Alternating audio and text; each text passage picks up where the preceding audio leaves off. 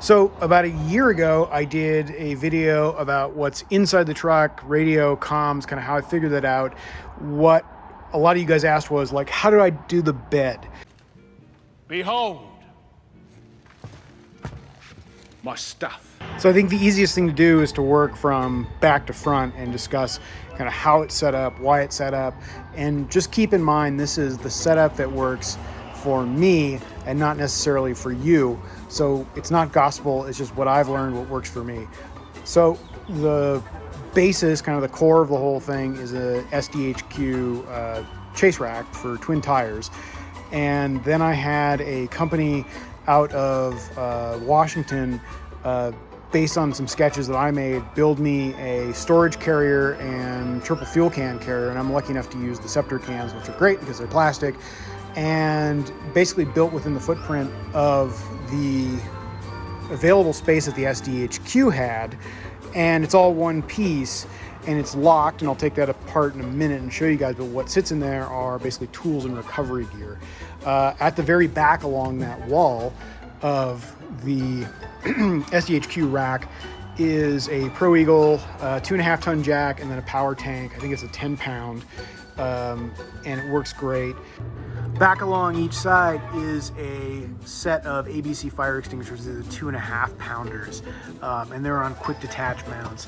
I have one on each side, mainly because, generally speaking, it's better to have too much fire extinguisher than not enough, and a 2.5 pounder goes pretty quick. The other thing is, say if the vehicle were rolled on its side or was pinned up against a tree and I couldn't access the driver's side or the passenger side, at least you could run around to the other side. So obvious thing is there's a 20-inch amber S8 BA Designs bar, aka the Brian Harold Special, mainly because I know he's going to see this and start screaming and turning like he hates this thing. But this strobe works well for dust.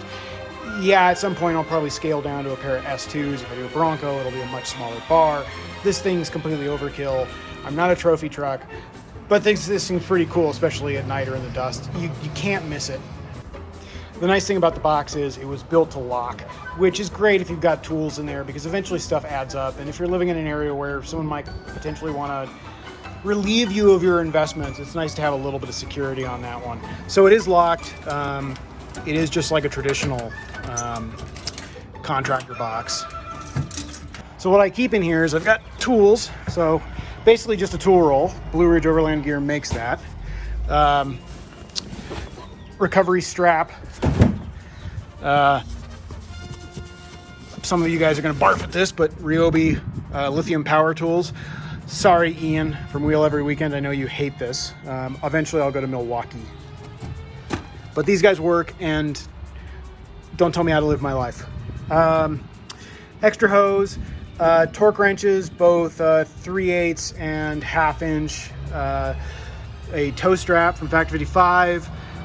This would be basically a Blue Ridge Overland Gear air up, air down kit. So tire patch kit, and then all the stuff for the compressor, and then the Indeflate. And then this I keep the nozzle for the fuel cans, just because it eventually stinks and gets covered in gas. And the guys at Last US Bag were nice enough to build me a waterproof cover. And not that the Dometic is susceptible to rain or water, but if you can keep it cleaner, or keep dust and silt off of it, especially when it's rainy, sure, why not? And this thing is a kind of a custom one-off, but I bet if you guys bug Last US Bag, they might start building these.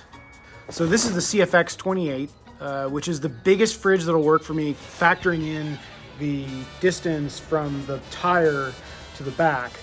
And if I could have fit a 35, I would have taken a little bit more work, especially because then you could bump up to the CFX 3s, which are the ones that are a little bit newer, better screens, stuff like that. But it's a fridge, it does its job.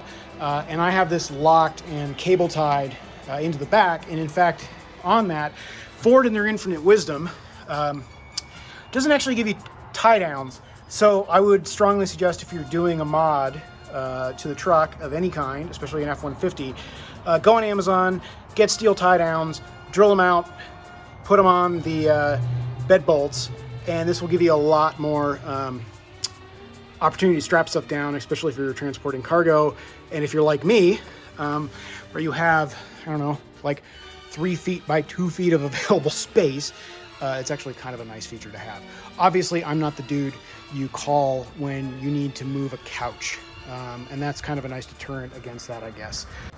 But the 28 works really well for maybe a long weekend, or mainly just to have water, beef jerky, and another call out to wheel every weekend.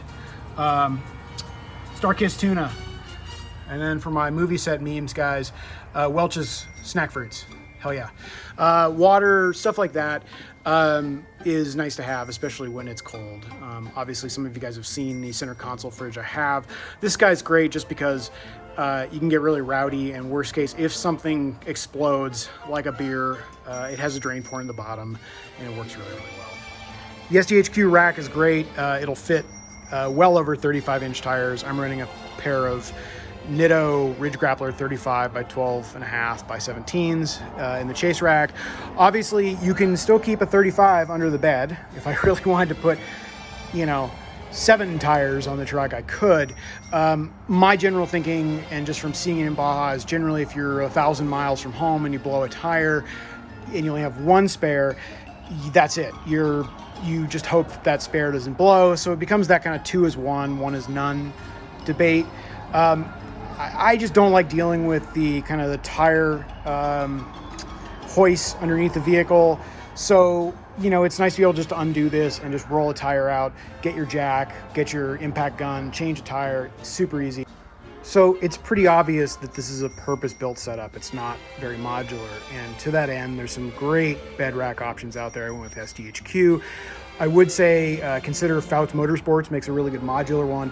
If you want to have the ability to go from kind of a chase rack setup to a more daily driver setup, maybe one tire, that gives you that option. The SDHQ is a great kit, very simple, easy to install, no problems I've ever had. In fact, just modifying it was super easy. This is a great setup in the sense that it keeps me in an overall configuration of daily driver.